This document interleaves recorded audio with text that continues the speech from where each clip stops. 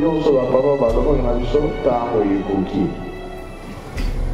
biso sikoyo tomipesa na makambo misato bolingo mibeko misala keke nyonso komona yo ekoyema mwana biloko na biso mama yo nde ozali mama ya mabota sika wa ntango ekoki ameka alobaki te akoningisa mokili ntango wana oyo ezali te maloba nyonso papa alobaki eza kokokana 100 ans ekobota makambo ebele. Ezalaki bongo uta mokolo ya mercredi 25 octobre 2023 mboka ya Bule, Nkamba Nouvelle Jérusalem, mboka ya tata Kimbangu, mboka ya Banvola Misato, mboka evandi tata Nzambe nkolo sipe tata Molimo Santo.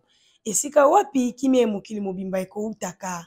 Ndena yango tata Nsongi Nzila, papa André Mbenza Kiangani, conseiller direct ya tata mokonzi ya Bule, mokonzi ya Lingomba, papa Simo Kimbangu Kiangani, a s'adresser ki na communauté kimbangiste mobimba, nantina esaleli ya malamu te ya ba telefone na biso na ndako ya Nzambe, oyo ezali esika ya kimia pe esika ya concentration.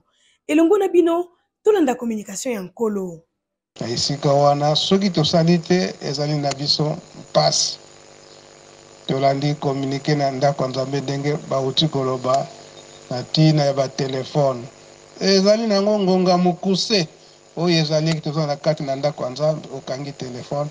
Ndenge soki tobimi makambo nyonso esili na yango ozongi esika okofandaka oyo siko telefone eza kolela kuna ya nani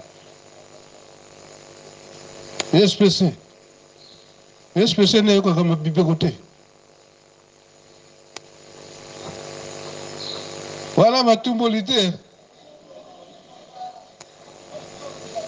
sima ngonga kaka ofongoli na yo ba appel manke ezalaka te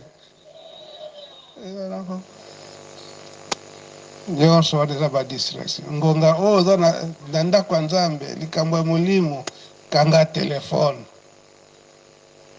soki makambo nyonso esili nango okofongola na yo bamisusu oza na kati na ndako ya Nzambe ozwi ba écouteur otie na matoyi elakisi ete oza kolanda mateyi te kasi oza kolanda makambo mosusu na kati na telefone eza boye te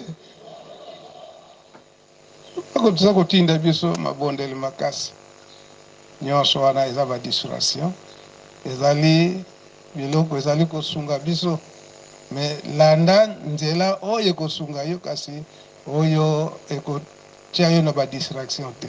Botosi eleki mbeka ya kotumba surtout yo na ngai Kimbanguiste maloba ya papa na biso ekomaka mobeko. Tika interpellation oyo ekota biso na mitema tosimba pe tosalela. Tuidi